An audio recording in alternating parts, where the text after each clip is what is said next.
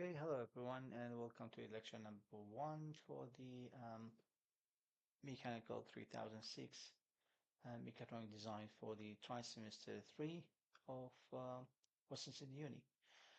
Okay, so we will start with the first session. As I mentioned earlier in my recording, that the first session is going to be posted online, and then later we're going to resume of the face-to-face sessions as we go.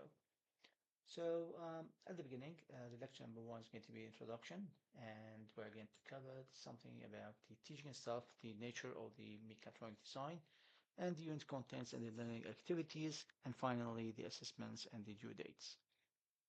So the teaching staff for this subject is going to be the program convener is Dr. Peter Landrum, and the unit convener is going to be myself, Dr. Ahmed Zubaidi. So we're going to be with you in the lectures, tutorials, and the practice. First, we're going to start with the nature of the mechatronic design. I assume that most of you had already covered the subject of the mechanical design, and this will be a completing of the previous subjects. So first, what is the mechatronic? The mechatronic is a combination between the mechanical and the electrical uh, science. So these are some of the examples for the hand tools that actually using both the mechanical and electrical. As you can see here, we have gears and we have motors. And that's the concept of the mechatronic design and how it started and later is developed to more advanced things like the electrical cars. So the e-bike is another example of the mechatronic design systems. The name of the mechatronics was coined by Kokichi, which is now a president of the Yasukawa Electronic Company in Tokyo. So he mentioned that the megawatt, which is mentioned by our comfort, in the IEEE Spectrum magazine in 1994. So the word mechatronic is composed of the mecha from the mechanics and the tronic from the electronics, as mentioned by T. Mori of the Mechatronic of the Yasukawa Internal Trademark Application Memorandum in 1969. So the mechanics for the mecha and electronics for the tronics, and we're going to have the combination of the mechatronic. According to the Institute of Engineering Australia, the mechatronic engineering is concerned with the design of the automated machines, and it is strongly based on the combination of the mechanical, electronics, and the software engineering, but distinctly different discipline from the all three. The mechatronic engineering differs from the automation engineering in that it is going to be practitioners have a deep understandings of the performance analysis and the design of the complex machines. It is differs from the mechanical engineering in that it is a practitioners understand how the automations can be designed and integrated into a machine very effectively to achieve an outcome. Some examples of the mechatronic engineers can be found, for example, in the robot chip shearing process and the mechatronic of the greenhouse on how to grow tomato in a smart way. Also, for the other application is going to be the growing of the vegetable in the city. The engineering products frequently involve components from more than one discipline. The traditional products realizations is going to be the discipline specific of the substantial processes, which is designed and manufacture. And also we're going to have a drawback, which is cost overruns due to the redesign and retooling. A better but still deficient approaches is the discipline-specific concurrent process, which is designed for manufacturing. And the bottleneck is a suboptimal integration in the system. The mechanism-based products realization exploits the integrated of the products founded upon the interdisciplinary synergy of the operation. The disciplinary foundation of the mechatronic, as we mentioned earlier, is going to be the mechanical engineering, the electrical engineering, the computer engineering, the computer information system, and the system engineering. The products and the processes requiring inputs from more than one discipline can be released through the following types of the interactions. First, the multidisciplinary, which is an additive process for bringing the multiple disciplines together to bid on the problem. We have the cross-disciplinary, which is in this process that one discipline is going to be examined from the perspective of another discipline. And we have the interdisciplinary, which is in the interactive process involving the two or more disciplines simultaneously to bear for the one problem. The mechatronic-based product realization is going to be first, the system engineering allows for the design, the analysis, and the synthesis of the products and the processes involving the components from the multiple disciplines. The mechatronic exploits the system engineering to guide the product's realization process from the design, the model, the simulate, the analysis, refine, the prototyping, the validate, and the deployment cycle. In mechatronic-based product realization, the mechanical, electrical, and the computer engineering and information systems are integrated throughout the design process so that the final products can be better than the sum of its parts. The mechatronic system is not a simple multidisciplinary system and is not also a simply an electromechanical system and is not just a control system. So the mechanical design process usually is going to start with the recognition of the need, and we're going to have the conceptual design and the functional specifications, and then we're going to build the first principle modular mathematical modeling, act the sensors and the actuator selection, have a detailed modular mathematical modeling, use, design the control system, design optimization, then we're going to send it for the prototyping, where we're going to have the hardware in the loop simulation, the design optimization, and then we're going to deploy in the life cycle. We're going to have deployment of the embedded software and the life cycle optimization. Now, this process is going to have feedback to the conceptual design and the functional specification to be updated, and thus repeating the same process to get the optimum design specification. The mechatronic design stages can be stated as 6 main stages. The first one is going to be the user and the system requirement analysis. Second, having the conceptual design. Stage 3, do the interface design between the mechanical, the software, and the electronic systems. Stage number 4, do the numerical modeling and simulations. Stage number 5 is the control strategy selection and the controller design. And finally, stage number 6 is going to be the prototyping, testing, and the optimization. The product design and development can be simply, well, it's not simply actually, it can be divided into multiple factors.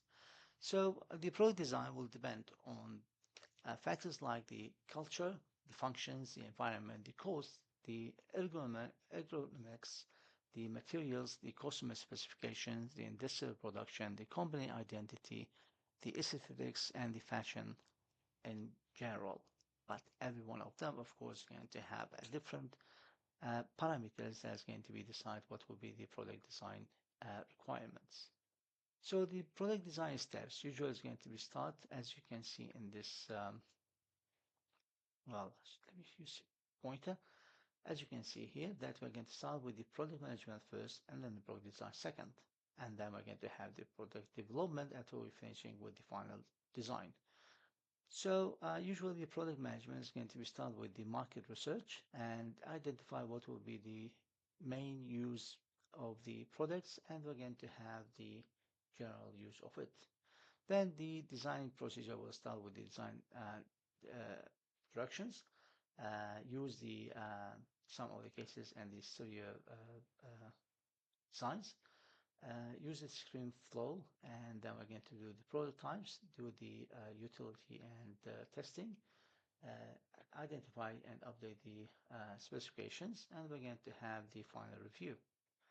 After the product is going to be sent to the market, we are going to have a continuous development based on the performance.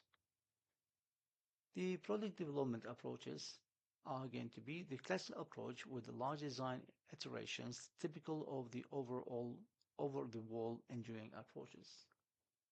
The more modern approach, which is going to be on the circle 1 or the design B, is going to be showing the main design flow with the minor iterations representing the concurrent engineering inputs.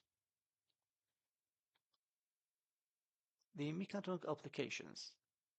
The smart consumer products like the home security, the camera, the microwave oven, the toaster, the dishwashers, the laundry, washer, dryer, and the climate controlled units. In the medical, we have the implements, devices, and the assisted surgery, the orthopedics, and extra. In the defense, like the unmanned air, ground, and the underwater vehicles, the smart munitions, and the jet engines. In the manufacturing, we do have the robotics, the machines, and the processes. In the automotive, like the climate control, the anti-lock brake, the active suspension, the cruise control, the airbag, the engine management, the safety, and other applications.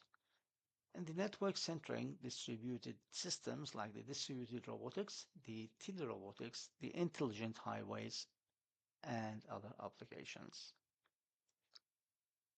So, for example, we have the structural dynamic control. I think that many of you recognize this building. This building has been built in Taiwan, where the island is always going to have an earthquake that causes the building to be collapse.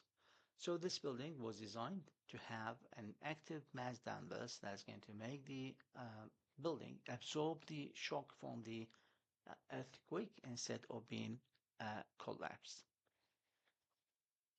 For the hot automation system, we're going to have the smart cabin, which is going to collect the data and send an orders. And thus we can simply have a different operations to be run by one system based on the design, the stored data, or according to the direct orders. The robotics is always going to be consist of mechanical components and electrical components controlled by a control system. The example of the Mercedes-Benz, like the chassis and the suspension, which is the best contact with the raw surface. Now, it's a smart system that will receive the amount of the shock and the vibration according to the road type, and it's going to give an order to have a new position for the tires. And thus it's going to absorb the shock, and it's going to give you a more smooth driver. The ABS system is another design, that's whistle with suspension system. So you can see that what I was talking about, we are going to check about the dampers and the oil pressure, and the oil pressure will operate a certain type of the pump. We can see it here actually, which is going to be have a different level for every one of the 4 suspension we have in the car. And thus we're going to have more stability, and we're going to have a better performance. The magic body control, which is once again is going to have a link between the smart detection system, like the stereo camera or the infrared laser, and it's going to do the measurement, and it's going to give the pre-orders for the system to prepare itself for the shock. The elements of the mechatronic mechanical are the mechanical elements refer to the mechanical structures, the mechanisms, the thermal fluids, and the hydraulic aspects of the mechatronic system. The mechanical elements may include the static or the dynamic characteristics. The mechanical elements interact with its environment proportionally. The mechanical elements require a physical power to produce the motion, the force, the heat, and extra. The Industrial Revolution and the future view of the mechanical and mechatronic systems. We all know that the first industrial revolution was came due to the use of the the steam power. The second industrial revolution was based on the massive production, the assembly line, and the use of the electricity. In the third industrial revolution, we start to have the computer and the automation. And in the fourth revolution, we have the cyber physical systems, or we call the Internet of the Thing. So the Industry 4 is the current trends of the automation and the data exchange in manufacturing technologies. And this will include the cyber physical system, the Internet of the Things, and the cloud computing. The Industry 4 creates what has been called the smart factory.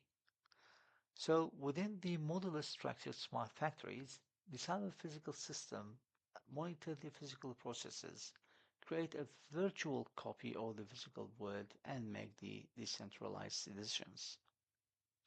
Over the Internet of the Things, the cyber physical system communicate and cooperate with each other and with the humans in real time and via the Internet of the Service.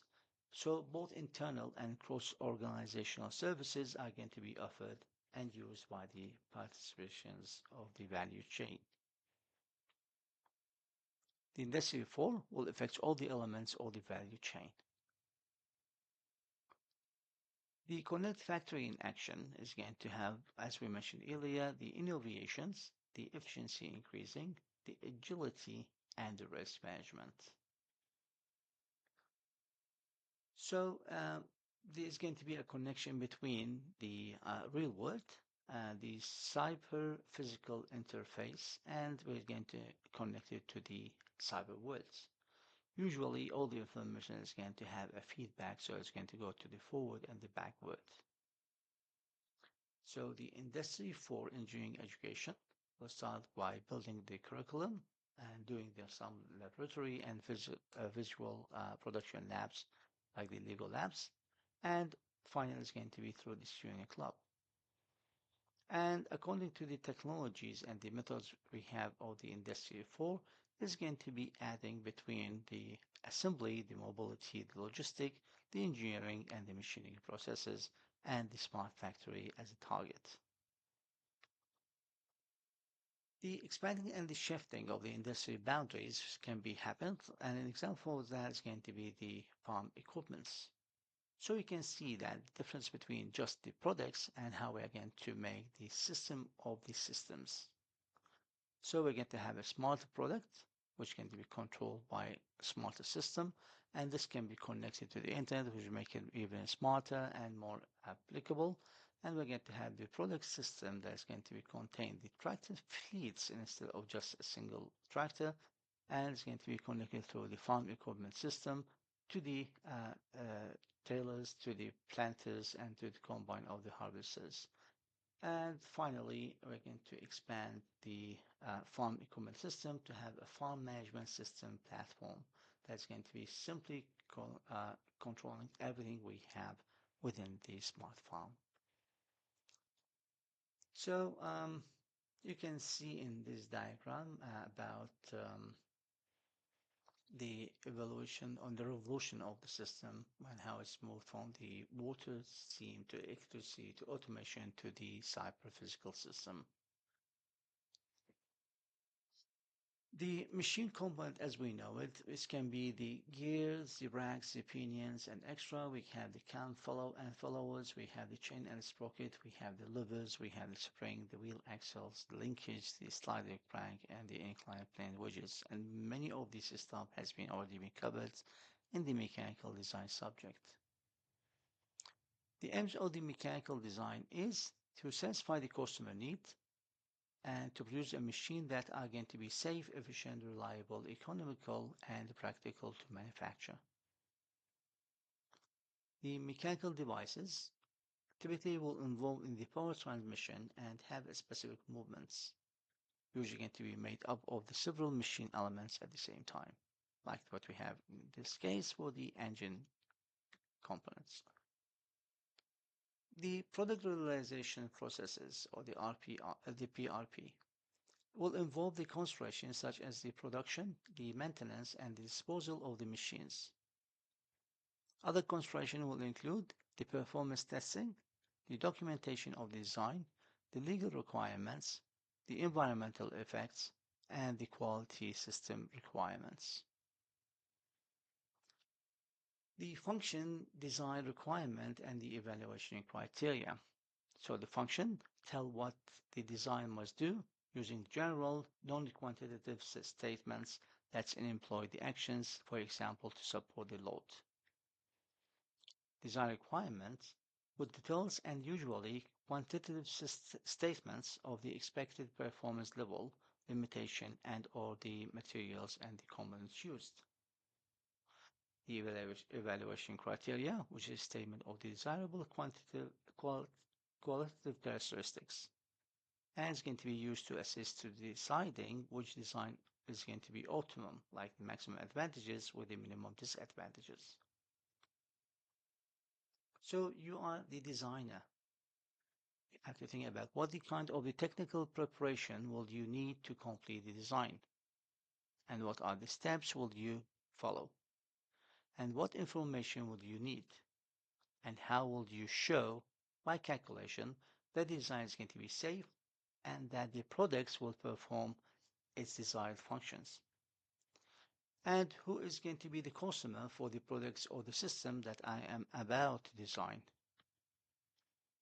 The ultimate objectives of the mechanical mechatronic design is to produce a useful product that satisfies the needs from the customers and that's going to be safe, efficient, reliable, economical, practical, and sustainable to manufacture. Now we're going to go briefly about the unit contents and the learning activities.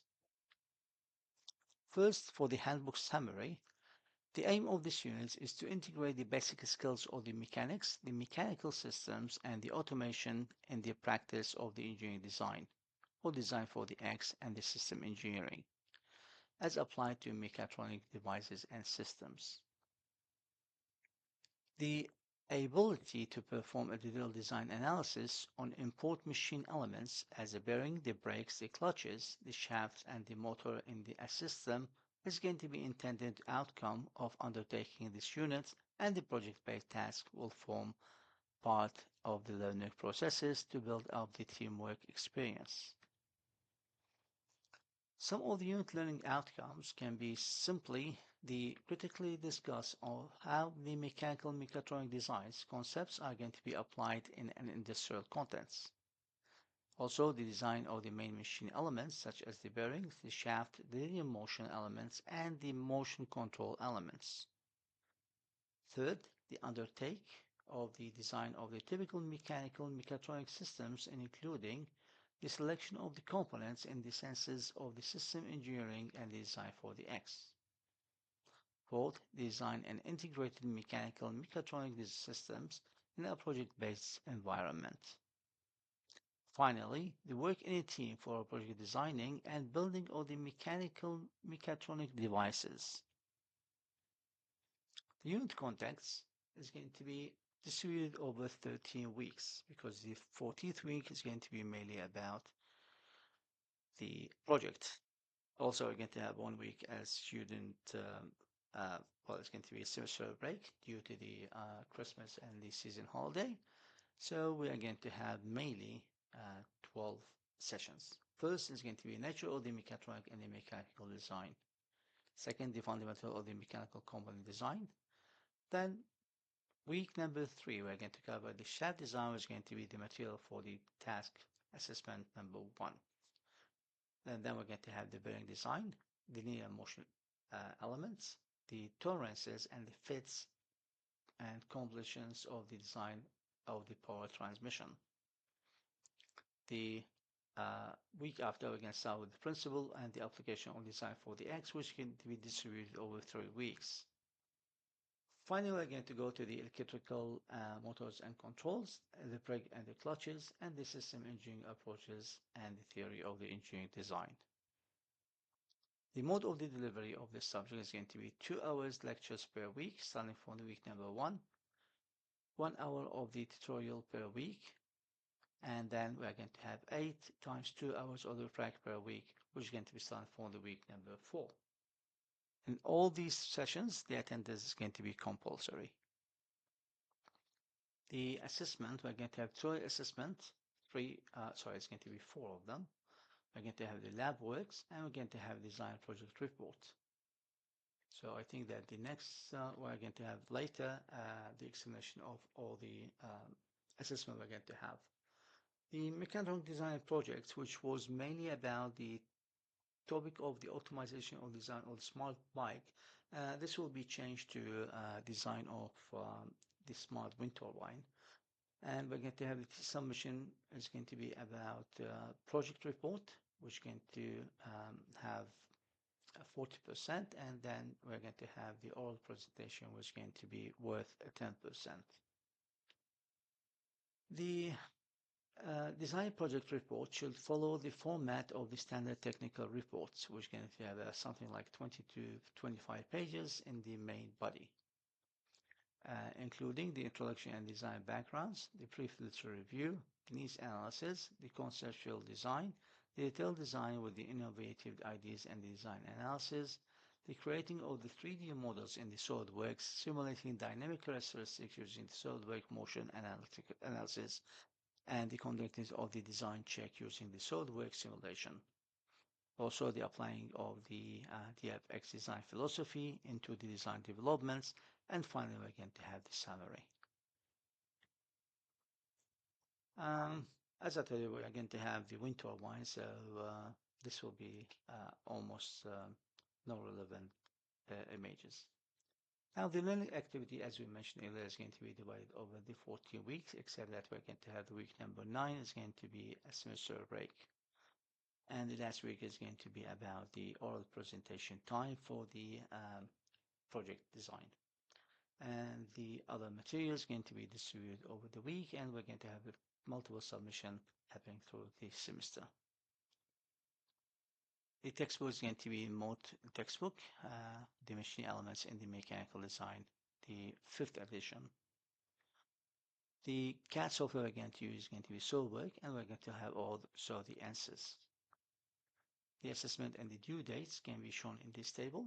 So it's going to be given by the date for tutorial assessments. It's going to be due in the week 4, 6, 10, and 13. And the submission should be done online. The design projects are going to have a 40% weight. It's going to be done on the 5 p.m. on Friday, the week 14. The PowerPoint presentation should be done a little bit earlier, and this will be done on Tuesday of the week 14. And we're going to have 4 lab reports, which are going to be in the computer labs, and they should be done in the week 5, 7, 10, and 12. Usually, the instruction on all the assessments can be found on the learning guide through the view. And the penalizations for the late submission is going to be 10% per calendar day penalty is going to be applied on the late submission. So remember, to pass the unit, you should achieve 50% marks overall, but it's shown here that achieve 50% overall assessment task and achieve at least 50% for the design project. You can simply contact the university IT unit if you would like to have any support in the IT system. So next week we're going to have a lecture about the fundamentals of the mechanical component design, and this will be covered by the chapter 2 and 3 of the Machine Element Mechanical Design Handbook. So we're going to have time to chat during the lecture time. And thank you very much for watching this video, and we're going to